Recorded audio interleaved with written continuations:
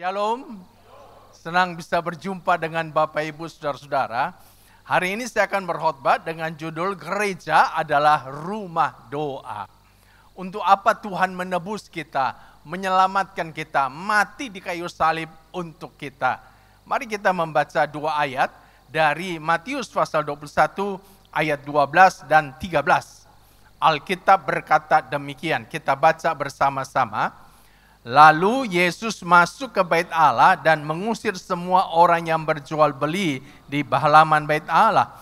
Ia membalikkan meja-meja penukar uang dan bangku-bangku pedagang merpati. Dan berkata kepada mereka, ada tertulis, rumahku akan disebut rumah doa, tetapi kamu menjadikannya sarang penyamun. Satu hari ketika Yesus ke bait Allah, dan dia kaget karena di halaman bait Allah ada banyak orang sedang mengadakan transaksi bisnis. Ada yang berjual beli hewan-hewan korban, ada yang sedang mengadakan penukaran uang. Dan Yesus marah, Yesus mengusir mereka. Yesus berkata, ada tertulis, rumahku akan disebut rumah doa, bukan sarang penyamun. Dari ayat ini, kita tahu bahwa ada kerinduan hati Tuhan, bahwa bait Allah, rumah Tuhan, itu harus menjadi rumah doa, bukan sarang penyamun. Saudara-saudara, kalau Alkitab bicara tentang bait Allah atau gereja, maka sebenarnya Alkitab tidak berbicara tentang gedungnya, tetapi Alkitab bicara tentang orangnya, people-nya. Alkitab tidak bicara tentang organisasi gerejanya, tapi Alkitab bicara tentang organisme yang ada di dalam gereja itu. Apakah ada ayatnya? Ada. Coba kita baca. 1 Korintus 3 ayat 16 berkata begini. Tidak tahukah kamu bahwa kamu adalah bait Allah atau gereja, dan bahwa Roh Allah diam di dalam kamu.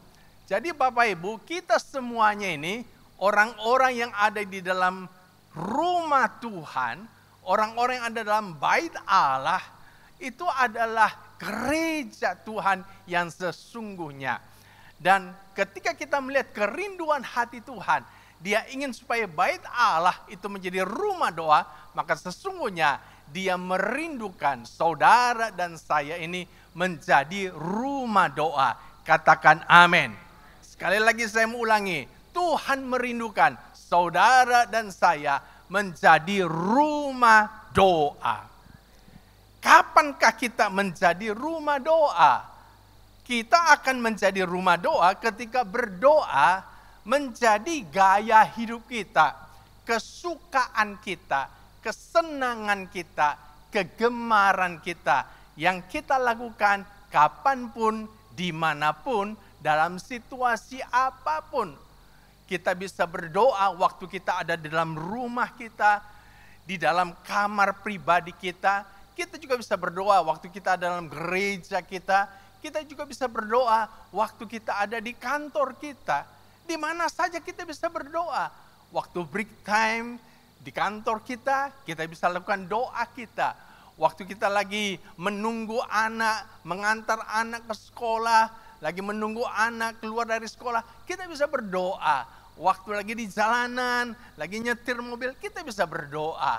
Karena berdoa itu adalah sebuah gaya hidup kita sesungguhnya. Bapak Ibu, berdoa itu bukan berarti lipat tangan tutup mata. Itu berdoa lipat tangan tutup mata, itu kan diajarkan guru-guru sekolah minggu kita. Kenapa guru sekolah minggu ajar anak-anak sekolah minggu, ayo doa lipat tangan tutup mata, supaya tidak mengganggu anak-anak lain yang berdoa, saudara. Makanya kita disuruh tutup mata, lipat tangan. Nah, tapi sesungguhnya berdoa bukan lipat tangan, tutup mata. Berdoa itu adalah sebuah kehidupan kita. Karena itu dimanapun kita berada bisa berdoa. Berdoa itu adalah nafas kehidupan orang percaya. Kalau kita tidak berdoa, maka sesungguhnya kita sedang mengalami kematian rohani. Saya mendorong Bapak Ibu untuk suka berdoa. senang berdoa, gemar berdoa. Jadikan doa menjadi sesuatu yang menyenangkan, bukan menjemukan. Katakan amin. Jadi saat kau berjalan berdoalah. Jadi saat kau lagi mengadakan olahraga berdoalah. Ibu-ibu sedang memasak bisa berdoa. Karena berdoa itu kita sedang berbicara dengan Tuhan. Berhubungan dengan Tuhan. Katakan amin. Kasih tepuk tangan bagi Tuhan Yesus. Biarkanlah hidup kita ini menjadi rumah doa yang menyenangkan hati Tuhan. Biar melalui hidup kita ini selalu naik asap doa di hadapan Tuhan. Biar dari hidup kita ini selalu ada dupa doa yang berbau harum di hadapan Tuhan. Yang satu hari 24 jam naik di hadapan Tuhan. Membuat hati Tuhan senang. Kenapa kita harus menjadi rumah doa? Karena yang pertama, rumah doa membuat kita terhubung dengan Tuhan.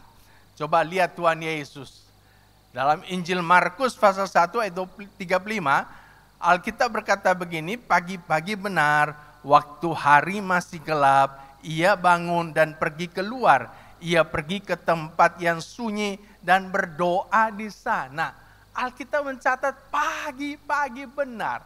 Sebelum Yesus melakukan kegiatan yang lain, Yesus berdoa. Bukan hanya itu, Alkitab juga mencatat demikian dalam Lukas pasal 6 ayat 12. Pada waktu itu, pergilah Yesus ke bukit untuk berdoa dan semalam-malaman ia berdoa kepada Allah. Alkitab mencatat bahwa semalam-malaman Yesus berdoa kepada Allah. Pertanyaannya, kenapa Yesus pagi-pagi benar sudah berdoa? Bahkan semalam-malaman dia berdoa. Ya, karena dia mau selalu terhubung dengan Bapaknya di sorga. Kenapa dia mau terhubung dengan Bapaknya di sorga? Sebab Bapaknya lah yang mengutus dia. Dia pernah berkata, makananku adalah menyelesaikan pekerjaan Bapakku. Jadi Bapak mengutus dia dengan sebuah pekerjaan, dengan sebuah tugas, dengan sebuah misi. Itulah sebabnya Yesus perlu selalu terhubung dengan Bapaknya di sorga. Itulah sebabnya dia bisa menyelesaikan misinya sampai tuntas. Kenapa? Karena dia selalu terhubung dengan Bapaknya di sorga. Bapak Ibu, betapa pentingnya kita ini selalu terhubung dengan Tuhan. Karena setiap kita ini sebenarnya Tuhan punya pekerjaan khusus buat kita. Ada misi khusus buat kita. Jangan ibu-ibu rumah tangga berkata, masa saya punya misi khusus? Saya kan cuma ibu rumah tangga. Yang punya misi khusus itu pendeta dong, hamba Tuhan dong. Nah itu dia mereka yang punya misi khusus. Kalau saya kan hanya ibu rumah tangga, apa misi khusus saya? Bu, misi khusus seorang ibu rumah tangga adalah misi yang mulia, membesarkan anak-anak, membawa anak-anak menjadi takut Tuhan, cinta Tuhan. Ini misi yang mulia, ini bukan misi remeh-temeh, ini misi yang luar biasa. Kalau ibu-ibu menyelesaikan misi ini, ibu sangat berharga di hadapan Tuhan. Dan ibu baru bisa menyelesaikan misi ini kalau ibu selalu terhubung dengan Tuhan. Ada banyak ibu-ibu gagal menyelesaikan misi ini. Kenapa? Tidak pernah terhubung dengan Tuhan. Bapak rumah tangga mungkin berkata begini, saya ini hanya bapak biasa. Apa sih misi yang Tuhan berikan kepada saya? Saya bukan pendeta. Pak, Bapak punya misi khusus. Alkitab berkata Bapak itu kepala dalam keluarga. Membawa bapak-bapak anak-anakmu menjadi anak-anak yang cinta Tuhan, takut Tuhan. Bapak-bapak di sini harus seperti Yosua yang berkata kepada bangsa Israel, pilihlah pada hari ini kepada siapa kalian akan beribadah. Tapi aku dan seisi rumahku, kami akan beribadah kepada Tuhan. Apakah ada bapak-bapak di sini yang bisa berkata, aku dan seisi rumahku sekarang ini beribadah kepada Tuhan. Inilah misi yang Tuhan berikan kepada bapak-bapak. Dan ini misi yang mulia, Pak. Dan Bapak tidak mungkin bisa menyelesaikan misi ini kalau Bapak tidak pernah terhubung dengan Tuhan. Jadi betapa pentingnya kita ini selalu terhubung dengan Tuhan. Kalau kita terhubung dengan Tuhan, kita akan bisa melakukan banyak hal. Alkitab berkata dalam Yohanes pasalnya yang ke-15 ayat 5, barang siapa tinggal dalam aku dan aku di dalam dia, ia berbuah banyak, sebab di luar aku kamu tidak dapat berbuat apa-apa. Di luar Tuhan kita nggak bisa bikin apa-apa. Dan kita bukan siapa-siapa. Tapi kalau kita ada di dalam Tuhan, selalu terhubung dengan Tuhan, apapun kita bisa lakukan. Katakan amin. Saya mendorong Bapak Ibu semuanya, mulai hari ini selalulah terhubung, jadilah rumah doa. Katakan amin. Kasih tepuk tangan bagi Tuhan Yesus. Terhubung dengan Tuhan memampukan kita menang dalam peperangan rohani. Bukankah sekarang kita sedang ada dalam satu peperangan rohani yang luar biasa? Ada begitu banyak orang jatuh, ada begitu banyak orang-orang hebat, pendeta-pendeta hebat jatuh, dan mereka kalah. Bukan karena masalah-masalah dunia ini, tapi mereka kalah karena mereka dikalahkan oleh setan dalam peperangan rohani. Mereka kalah dalam alam roh. Dan kalau kita perhatikan kenapa ada begitu banyak orang yang jatuh, karena tidak pernah terhubung dengan Tuhan. Martin Luther, seorang tokoh reformator gereja, berkata begini, jika aku gagal mengasingkan waktu 2 jam untuk berdoa setiap pagi, maka iblis akan mendapatkan kemenangan sepanjang hari. Jika aku tidak mengasingkan waktu 2 jam dalam sehari, iblis akan mendapatkan kemenangan sepanjang hari. Pak, Ibu, mungkin kita tidak punya waktu 2 jam untuk berdoa seperti Martin Luther. Tapi menurut saya 10 menit cukup. 15 menit cukup. 20 menit cukup. Asal kita selalu terhubung sama Tuhan. Bahkan setiap menit ketika kita berjalan kita terhubung dengan Tuhan, itu sangat cukup bagi kita untuk bisa menang di dalam peperangan rohani ini. Karena iblis tidak pernah takut dengan senjata modern, tapi iblis paling takut dan hanya bisa dikalahkan dengan kuasa doa. Kasih tepuk tangan bagi Tuhan Yesus. Terhubung dengan Tuhan juga membuat kita bisa bertumbuh semakin kuat. Kenapa demikian, saudaraku? Karena Tuhan itu kan roti kehidupan. Kalau kita terhubung dengan roti kehidupan, kita akan mendapatkan makanan. Rohani kita menjadi kuat. Itulah sebabnya kita bisa bertumbuh semakin kuat. Kenapa banyak orang hari-hari ini tidak pernah bertumbuh rohaninya? Kanak-kanak rohani dari tahun ke tahun tidak pernah bertumbuh.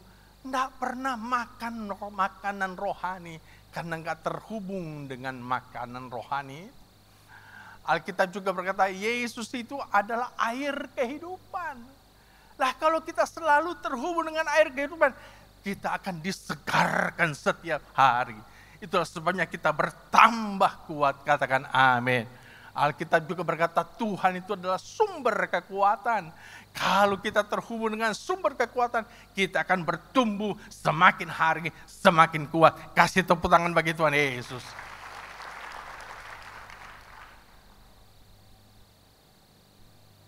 Pada tahun 1957, ada seorang ilmuwan bernama Edmund Schulman. Dia menemukan sebuah pohon yang sudah sangat tua di Pegunungan Putih, California, Amerika.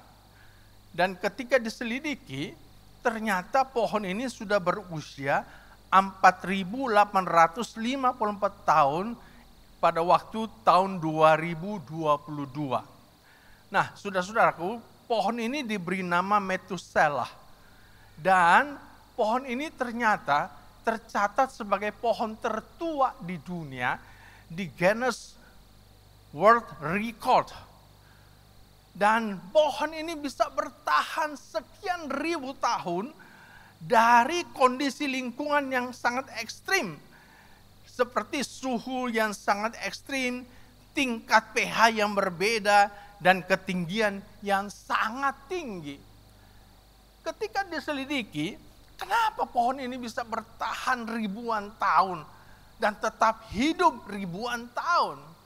Dan ternyata ditemukan bahwa akar pohon ini ternyata terhubung dengan sumber mata air yang ada di bawah bumi itu. Itulah sebabnya yang membuat pohon ini bisa tetap bertahan hidup. Betapa dahsyatnya kekuatan daripada air itu. Bapak Ibu, Tuhan itu adalah air kehidupan. Kalau kita selalu terhubung dengan air kehidupan itu, betapa dahsyatnya kekuatan yang kita bisa terima dari Tuhan. Saya mendorong setiap Bapak Ibu, mulailah jadikan hidupmu itu rumah doa. Katakan amin. Terhubung dengan Tuhan juga akan membuat kita mendapatkan hikmat. Bapak Ibu, kalau Bapak ini orang cerdas, salut, syukur daripada orang bego, tolol, kita harus jadi orang cerdas. Nah, orang cerdas itu menyelesaikan banyak masalah dengan gampang. Tapi tentunya orang cerdas menyelesaikan masalah dengan rumusan-rumusan, teori-teori, pengalaman-pengalaman yang tersedia. Tapi orang berhikmat, ini adalah orang yang menyelesaikan masalah. Kadang-kala tidak melalui teori, rumusan, pengalaman-pengalaman yang sudah ada. Kadang-kala melampaui akal dan pikiran. Orang yang berhikmat itu, ketika ada masalah, tiba-tiba, ada saja jalan keluar yang muncul. Tiba-tiba, dia melihat ada sesuatu, terobosan yang baru. Itu orang berhikmat. Dan kita semua butuhkan hikmat. Kalau saudara seorang pengusaha, saudara butuh hikmat. Karena terus terang jujur, ada masalah-masalah di bisnis saudara yang kadang-kadang tidak bisa saudara selesaikan dengan teori bisnis yang saudara pelajari, dengan pengalaman-pengalaman bisnis yang sudah tahun-tahun saudara lakukan. Dan saudara perlu hikmat untuk bisa menyelesaikannya. Kalau saudara seorang profesional, terus terang jujur kita ngomong, ada hal tertentu dalam profesi saudara yang saudara tidak bisa selesaikan dengan teori yang saudara pelajari di bangku kuliah saudara. Saudara butuh hikmat untuk bisa menyelesaikannya. Dari mana kita dapatkan hikmat? Alkitab berkata demikian. Ayub 12 ayat 13. Tetapi pada Allah lah hikmat dan kekuatan. Tuhanlah sumber hikmat. Dan Alkitab bilang begini. Kalau kita mau dapat hikmat, mintalah hikmat kepada Tuhan. Berita baiknya, Tuhan tidak pelit. Tuhan itu selalu memberikan kepada kita yang mau meminta. Kalau saudara selalu terhubung dengan Tuhan, saudara akan mendapatkan hikmat dari Tuhan. Katakan amin. Ada 4 orang mahasiswa tidak siap untuk ujian. Lalu mereka kemudian sepakat untuk mengarang cerita bohong kepada dosen mereka. Mereka sengaja datang terlambat.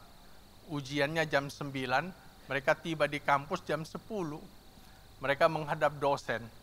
Pak dosen, mohon maaf kami terlambat. Kenapa terlambat? Ya kami nolongin supir angkot. Boleh enggak kami ini ujian susulan besok? Pak dosen bilang, coba ceritakan.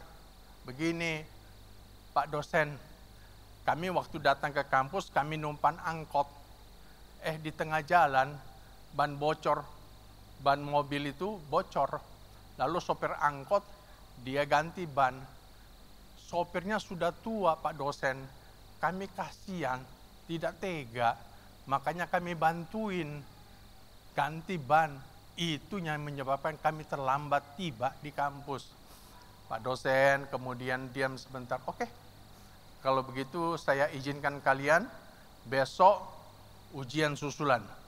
Tapi jangan telat ya, jam 9 datang harus tepat. Wah, ini 4 mahasiswa senang sekali. Mereka punya waktu 1 hari lagi untuk belajar. Mereka belajar sebaik-baiknya. Dan besok mereka sudah siap ujian. Mereka datang kepada dosen, Pak dosen, kami sudah siap ujian. Pak dosen bilang, oke. Lalu 4 mahasiswa ini dibawa masuk ke dalam ruang kelas yang kosong. Dan mereka dikasih tempat duduk yang berjauhan. Satu di pojok sebelah kiri kelas, satu di pojok sebelah kanan kelas. Di depan, 2 di depan, 2 di belakang.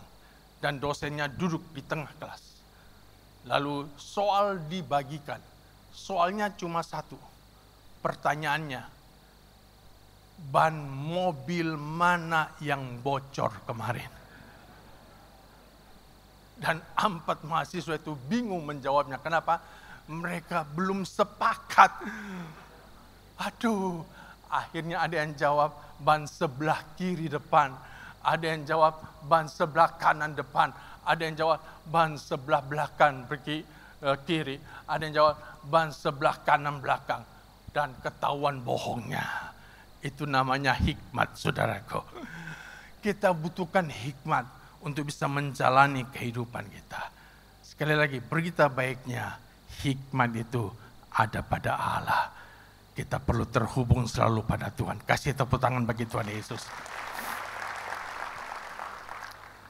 Jadi kenapa kita harus menjadi rumah doa? Rumah doa itu membuat kita terhubung dengan Tuhan. Alasan yang kedua, rumah doa membuat kita semakin mengasihi Tuhan. Ketika kita berdoa, itu akan membuat cinta kita semakin besar kepada Tuhan. Kok bisa begitu? Ya, karena berdoa sesungguhnya adalah komunikasi 2 arah antara kita dengan Tuhan. Karena itu waktu kita berdoa, bukan hanya minta. Tapi waktu kita berdoa, kita perlu untuk diam sebentar, mendengarkan Tuhan bicara kepada kita. Karena berdoa itu adalah kita berbicara kepada Tuhan tentang diri kita, dan kita izinkan Tuhan berbicara kepada kita tentang isi hatinya. Nah, masalahnya seringkali yang kita lakukan sekarang ini adalah kita hanya bicara tentang diri kita kepada Tuhan. Kita tidak pernah biarkan Tuhan bicara kepada kita tentang isi hatinya. Kita harus mulai berubah. Waktu berdoa jangan hanya meminta saja. Jangan hanya memuji saja. Waktu berdoa kita perlu duduk diam. Biarkan dia bicara kepada kita. Waktu kita punya komunikasi yang sehat seperti ini, maka lihatlah cinta kita akan semakin besar kepada Tuhan. Saudara yang sedang jatuh cinta atau saudara pasangan suami istri yang punya komunikasi yang sehat pasti mengerti tentang ilustrasi ini. Kalau saudara suami istri punya komunikasi yang sehat, setelah selesai komunikasi, pasti kau semakin mengasihi pasanganmu. Betul tidak Bapak Ibu? Saya pertama kali ketemu istri saya, itu di sebuah persekutuan doa anak-anak muda di Makassar. Waktu itu istri saya kelas 1 SMA. Saya itu sudah mahasiswa semester 3. Jadi saya ini jatuh cinta pada pandangan pertama. Nah, kali pertama ketemu belum berani ngomong, tapi sudah ada benih cinta. Minggu depannya di persekutuan doa itu baru saya memberanikan diri datang, kenalan, tanya namanya siapa, tinggal di mana. Ya, ngomongnya hanya 5 menit, cintanya semakin gede. Minggu berikutnya ketemu lagi saudaraku, ngomongnya lebih lama. Ngomong lebih lama, cintanya semakin besar. Akhirnya jadian. Jadian kami pacaran. Nah, pacaran pada waktu dulu kan nggak seperti sekarang ada handphone. Dulu kalau mau ketemu harus ketemuan. Ketemuan, bicaranya pasti agak lamaan. Mumpung sudah ketemu, saudaraku.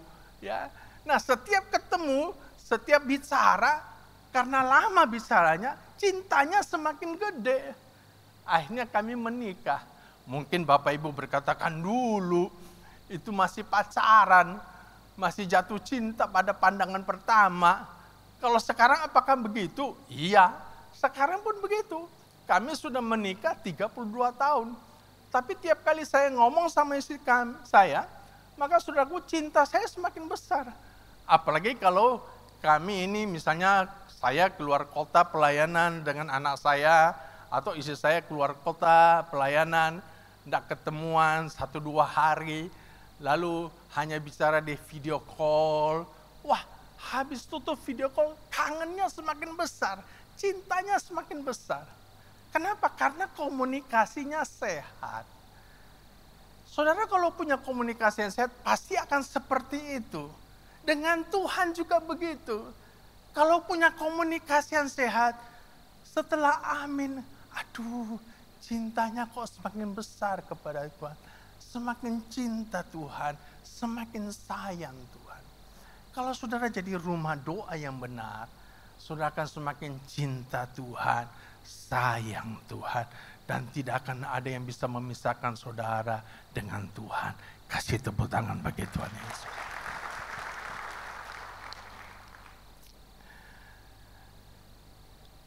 Pemazmur berkata dalam Mazmur 43 ayat 4, maka aku dapat pergi ke mezbah Allah, menghadap Allah yang adalah sukacitaku dan kegembiraanku, dan bersyukur kepadamu dengan kecapi, ya Allah, ya Allahku. Lihat pemazmur, dia mau ketemu sama Tuhan, dia senang banget. Ya.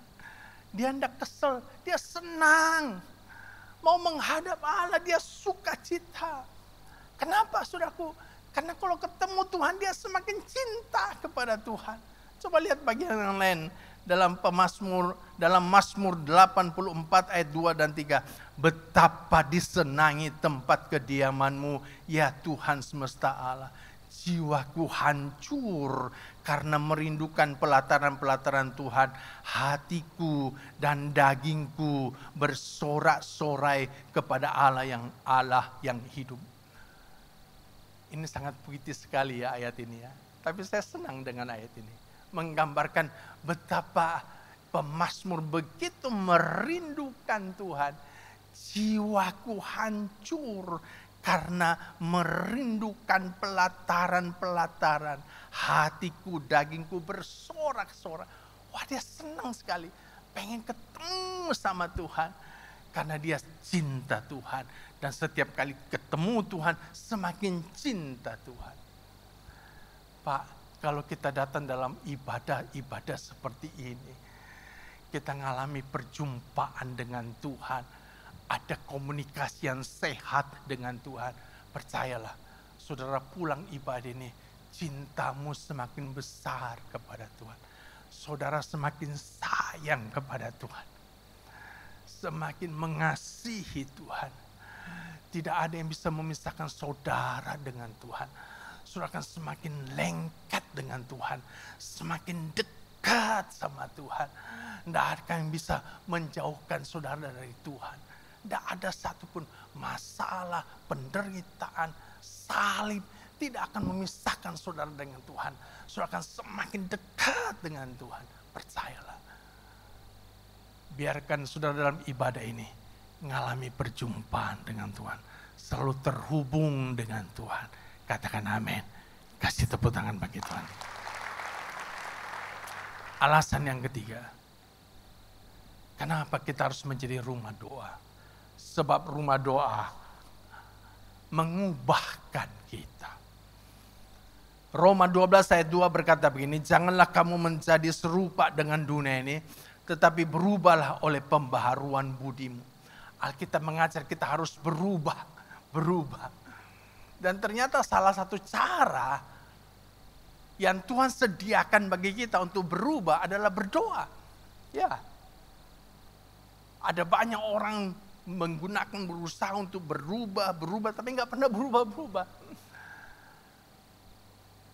Tapi saudara tahu, kalau saudara berdoa, saudara akan berubah ketika berdoa. Berdoa tidak akan mengubah Tuhan, tetapi akan mengubah kita sendiri. Saudara jangan pikir kalau sudah berdoa, maka Tuhan akan berubah. Tuhan tidak akan berubah.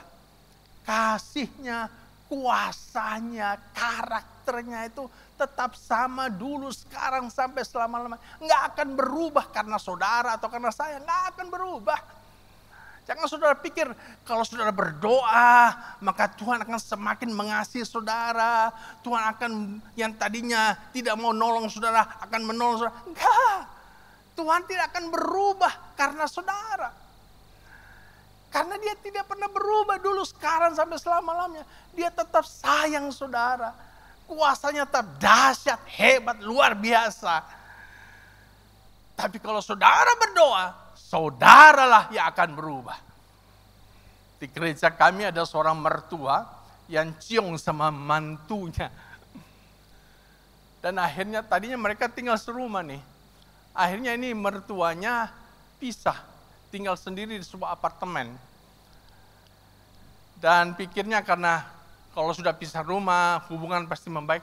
Ternyata tidak baik hubungannya. Walaupun sudah pisah rumah, tetap ciong. Dan tiap hari, ini mertua berdoa untuk mantunya. Tuhan, jamah mantuku, biar dia bisa berubah. Biar mantu saya ini jadi mantu yang hormat sama orang tua. Biar mantu saya ini menjadi mantu yang peduli, tidak egois. Tuhan jamah dia, tidak jadi mantu yang kurang ajar. Tiap hari mantunya didoakan. Satu hari waktu dia lagi berdoa, tiba-tiba Roh Kudus bicara kepadanya, kau yang harus berubah. Kau yang harus berubah. Dan waktu dia ke gereja, Pak Pendeta khotbah tentang perubahan. Dan Pak Pendeta berkhotbah begini, saudara jangan pernah mau merubah orang lain. Karena saudara tidak pernah bisa merubah orang lain. Bahkan melalui doamu pun saudara tidak bisa pernah merubah orang lain. Yang bisa saudara rubah adalah dirimu sendiri. Wih, dia kaget. Kok bisa sama seperti itu? Padahal dia tidak kenal pendeta itu. Pendeta itu tidak kenal dia. Dia pulang, dia doa. Kali ini dia tidak lagi berdoa, Tuhan ubah mantuku.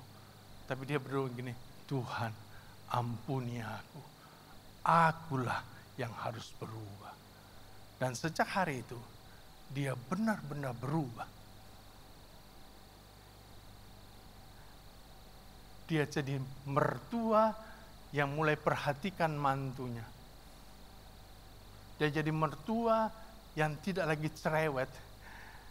Jadi mertua yang sekarang selalu kasih perhatian sama mantunya. Dan ketika mertuanya berubah, mantunya ikut berubah. Khotbah Pak Pendeta itu digenapi loh. Saudara-saudara, waktu kita berdoa, maka kita akan berubah. Bukan orang lain yang akan berubah. Jadi kalau hari ini ya Bapak Ibu ya, ada ibu-ibu yang setiap hari punya doa yang mulia untuk suamimu. Tuhan ubahkan suamiku, ubahkan suami. Mulailah berubah doamu ya. Tuhan ubahkanlah aku, biar suamiku berubah karena aku sudah berubah. Katakan amin. Kita kan kadang-kadang suka berubah orang lain ya. Bahkan kadang-kadang kita punya cita-cita yang luhur dan mulia kan. Tuhan, aku mau mengubah dunia. Saudara tidak pernah bisa merubah dunia kalau saudara tidak berubah sendiri. Jangankan dunia, saudara tidak pernah bisa merubah keluargamu kalau saudara tidak merubah dirimu sendiri. Kalau kita berubah, keluarga kita akan berubah. Gereja kita akan berubah.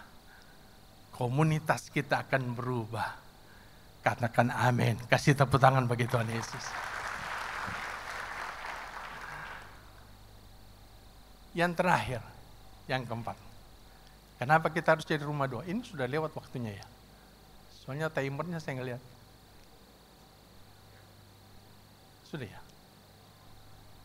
Oke. Nggak ada timernya. Baik. Saya tutup ya. Thank you. Jadi saudara, kita harus jadi rumah doa. Karena itu kerinduan Tuhan. Jangan jadikan hidup kita ini sarang penyamun. Saudara tahu apa artinya sarang penyamun? Markasnya penjahat. Itu sarang penyamun artinya. Markasnya orang-orang melakukan kejahatan. Dalam konteks diri kita, sarang penyamun artinya markasnya dosa. Tempatnya dosa. Pusat dosa. Jangan jadikan hidupmu pusat dosa, tempatnya berdosa, tapi jadikan hidupmu rumah doa. Biar Tuhan berkenan di dalamnya. Kasih tepuk tangan bagi Tuhan Yesus. Mari kita bangkit berdiri bersama-sama. Katakan sama Tuhan, Tuhan aku mau jadi rumah doa. Karena Tuhan telah memilihku sebelum dunia dibentuk untuk menjadi mezbah doa di hadapan Tuhan.